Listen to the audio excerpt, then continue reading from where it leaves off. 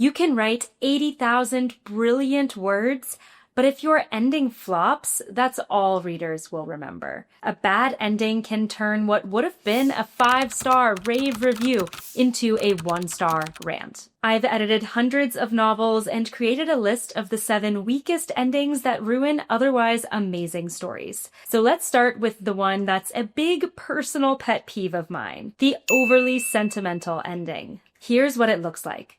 The couple gets together, gets engaged or married or even both, and rides off into the sunset. There's no more threat.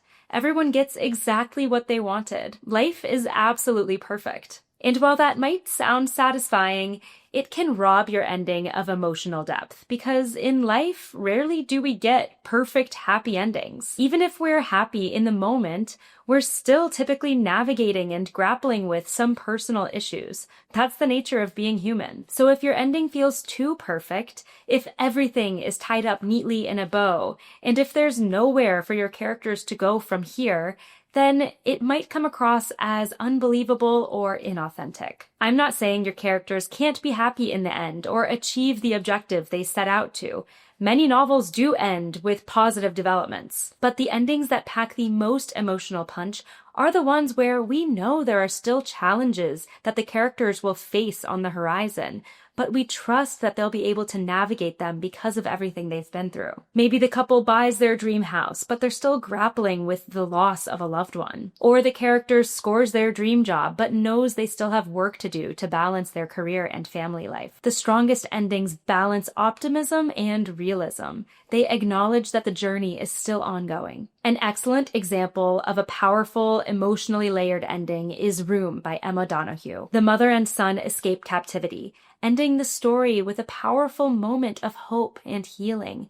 But the psychological weight of what they've been through isn't swept away. We know they are still navigating their trauma and have a long road to recovery ahead. The strongest endings aren't just happy for the sake of it. They ring as emotionally true. They capture both the beauty and the complexity of life. The next bad ending is sure to result in lengthy rants on Goodreads. The WTF ending. Instead of wrapping things up too neatly, other stories take a sharp left turn. These are the endings that leave readers blinking at the final page, thinking, wait, what? The classic example of this is the "it was all a dream" ending. The good news is that most authors know that that's typically a bad move, so I rarely see it in manuscripts I edit. The bad news is that there are plenty of other ways to deliver a WTF ending that completely derails your story. If you're introducing a big twist at the end of your book, it has to feel earned. There should be breadcrumbs throughout the story that make the reader say, oh, I didn't see that coming, but now it all makes sense. If there aren't enough breadcrumbs and the twist feels like it came out of a totally different book,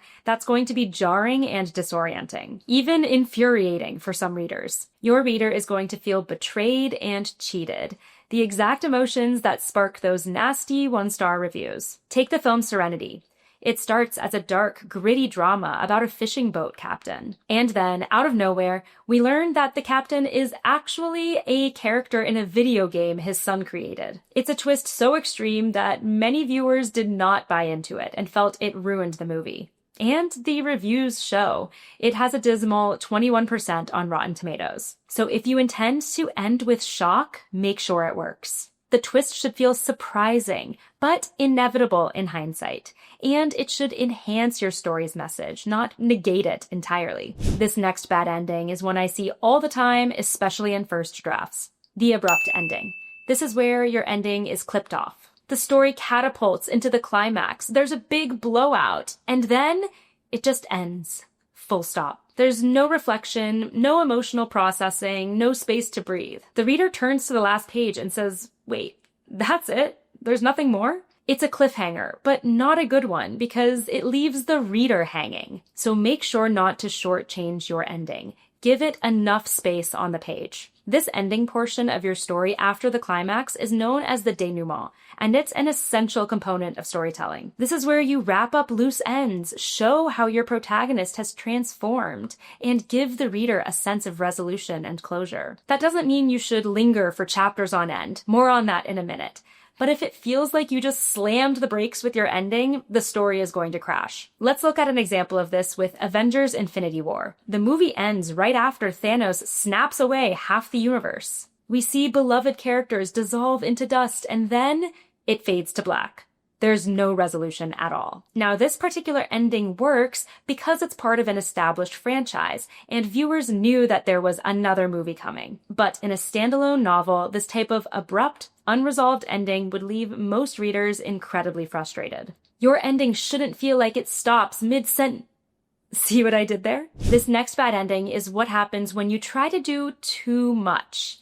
The ending that never ends. This is the ending that overstays its welcome. We reach the climax, but then there are 15 more chapters, plus an epilogue. There are no substantial plot developments happening. The story is just dragging on for the sake of it. So the reader just keeps skimming, thinking, why am I still here? When is this going to end? Once your reader has already gotten the payoff they came to the story for, there's no reason to keep the story going for longer than necessary. And if your story goes on for too long, that's actually going to undermine any emotional impact you did have, because now you're boring your reader and that's all they're going to remember. One example that often gets cited for a drawn-out ending is The Return of the King, the final installment in The Lord of the Rings. It's a beloved classic, but it has like 5 distinct endings. After the destruction of the ring, we get multiple extended sequences. Aragorn's coronation, the hobbits' return to the Shire, Frodo's internal struggle and his departure, then Sam's return home to his family. It's all meaningful, but it feels like the story just keeps getting prolonged. One more scene, one more scene. A great ending knows when to stop. Give your reader a sense of closure and then let them go.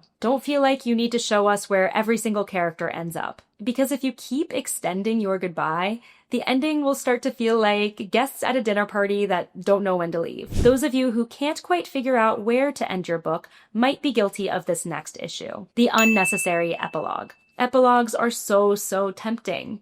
You want to fast forward 10 years and show us how the characters started a family or opened a business or how their legacy lives on in their grandchildren. But the truth is, many epilogues just aren't needed. Unnecessary epilogues often feel like you're spoon-feeding things for the reader rather than letting them figure it out for themselves. They over-explain things that the story already resolved and established, or they provide extraneous details that don't change anything. Often, it's far more effective to end your story by resolving the main conflict and then letting the reader imagine where your characters' lives go from there. I'm not saying you can never have an epilogue, but if you do, make sure it's essential to the story. It should contribute something new and critical that can't be encapsulated in the main narrative itself. A great example of a strong epilogue is in Atonement by Ian McEwan. The epilogue reveals that the story that we just read, a seemingly redemptive tale of 2 lovers reunited,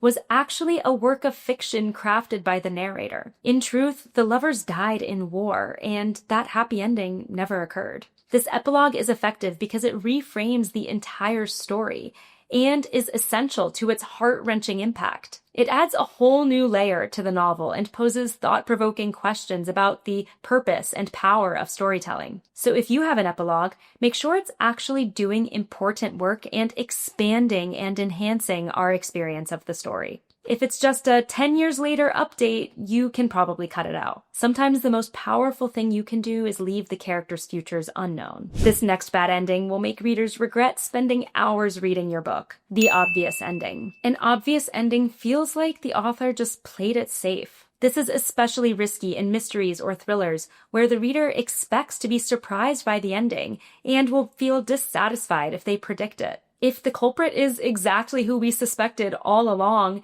then your climax is going to lack impact. Your reader will wonder, what did I just read all of that for? It will feel like a waste. The key to avoiding an obvious ending is to subvert the reader's expectations. So how do you actually do that? In suspense, which I edit a ton of and love, this often involves making the culprit someone that we trust, so we never suspect them, until we do. And you'll also want to use red herrings, which is a tactic to divert our attention from the real culprit. I know what you're thinking. What if readers want and expect an obvious ending?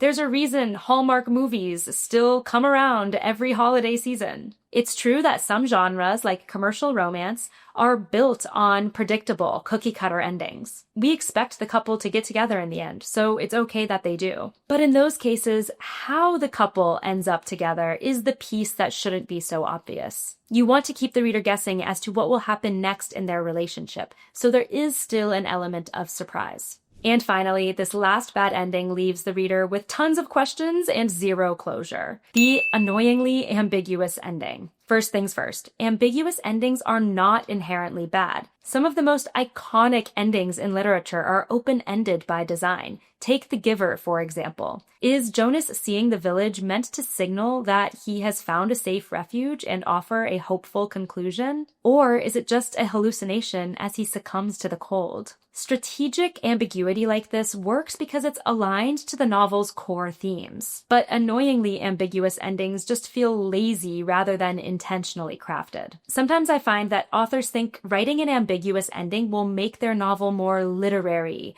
or more thought-provoking and impressive. But first, you should consider whether your reader is actually looking for an ambiguous ending. Some genres lend themselves more toward ambiguous endings than others. In a romance, for example, an ambiguous ending won't land because the reader wants to know for sure whether the couple ends up together or not. They've come to the story for that emotional payoff. Similarly, in a mystery, readers will want to know who the culprit is and won't appreciate you leaving it up in the air. But in a genre like speculative fiction or psychological suspense, ambiguous endings can work really well.